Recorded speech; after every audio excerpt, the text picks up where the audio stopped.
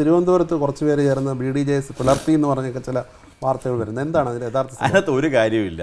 SNDP യോഗത്തിൽ യൂണിയനിലെ micro ഫിനാൻസിന് സാമ്പത്തിക ക്രമക്കേടുണ്ടായി. അത് പിന്നെ പറയുന്നത് അതുകൊണ്ട് നടപടിയെടുത്തില്ല എന്ന് ചില ആളുകൾ ചോദിക്കുന്നുണ്ട്. കാരണം പൈസ എടുത്തുകൊണ്ട് പോയിട്ടുള്ള ഒരാളുടെ സംബന്ധിച്ചിടത്തോളം പെട്ടെന്ന് നടപടിയെടുത്ത് കളയാൻ കഴിയില്ല. കാരണം ആ പണം തിരിച്ചു വെപ്പിക്കണം. അതുകൊണ്ട് നടപടിയെടുക്കാതെ SNDP യോഗം നിർത്തിയിട്ടുണ്ട്.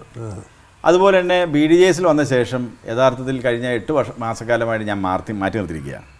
ഒരുപാട് സാമ്പത്തിക ക്രമക്കേടുകൾ ആരോപിക്കപ്പെട്ടു. അതുപോലെ തന്നെ ഈ സാമ്പത്തിക ക്രമക്കേടിൽ ജനറൽ സെക്രട്ടറി ഉൾപ്പെടെ ചെന്നിട്ട് ജനറൽ സെക്രട്ടറി ഉൾപ്പെടെ എൻ്റെ അടുത്ത് വിളിച്ച് വഴക്ക് പറയുന്ന അവസ്ഥയുണ്ടായി. ഇദ്ദേഹത്തിൻ്റെ ക്രമക്കേടുകൾ ഉണ്ടായിട്ടും എന്തുകൊണ്ട് നീ നടപടിയെടുക്കുന്നില്ല എന്ന് പറഞ്ഞുകൊണ്ട് ജനറൽ സെക്രട്ടറി എൻ്റെ അടുത്ത് വഴക്കിടുന്ന ഒരു സാഹചര്യം ഉണ്ടായി. ഈ സാഹചര്യം ഉണ്ടാകുകയും തെളിവ് സഹിതം ഒരുപാട് ആളുകൾ വരുമ്പോൾ വരാൻ വേണ്ടി പോകുന്ന പാർലമെൻറ്റ് ഇലക്ഷൻ വരുമ്പോൾ സമയത്ത് ഇദ്ദേഹത്തെ ഈ പറയുന്ന സ്ഥലത്തുനിന്ന് മാറ്റാൻ വേണ്ടി പോകുന്ന സമയത്തും അതിനെല്ലാം മാറ്റരുത് എന്ന് റെക്കമെൻഡ് ചെയ്യുന്നത് കമ്മ്യൂണിസ്റ്റുകാരും കോൺഗ്രസ്സുകാരുമാണ്. അവരുടെ ഒരു ചട്ടുകത്തെ പോലെ പ്രവർത്തിക്കുന്നു. നാളുകളിൽ ഇലക്ഷൻ വരുന്ന സമയത്ത് അവരുമായി എന്തെങ്കിലും ഇടപാടുകൾ നടത്താനുള്ള ഉദ്ദേശമാണോ എന്ന് എനിക്കറിയില്ല. അപ്പം ഞങ്ങളെ സംബന്ധിച്ചോളം അടുത്ത തിരുവനന്തപുരം നിയോജകമണ്ഡലം എന്ന് പറയുന്നത് ശക്തമായി പിന്നെ BDJS നിൽക്കേണ്ടതാണ്. NDA ജയിക്കേണ്ട മണ്ഡലമാണ്. ആ മണ്ഡലത്തെ ശക്തിപ്പെടുത്തുക എന്നുള്ളത് ഞങ്ങളുടെ ഏറ്റവും പരമപ്രധാനമായിട്ടുള്ള ഒരു കടമ കൂടാണ്.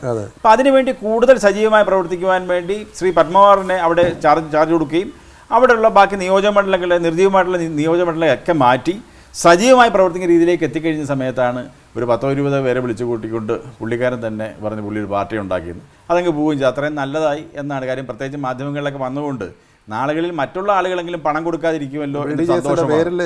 BDJSന്റെ പേരിലും SNDP യോഗത്തിന്റെ പേരിലും ഇനി പണം വാങ്ങിക്കില്ലല്ലോ എന്നൊരു വലിയ സന്തോഷമുണ്ട്. അതിനൊരു പിളർപ്പായിട്ട് കാണണ്ട. അതിന് പിളപ്പായി കാണുകയും വേണ്ട.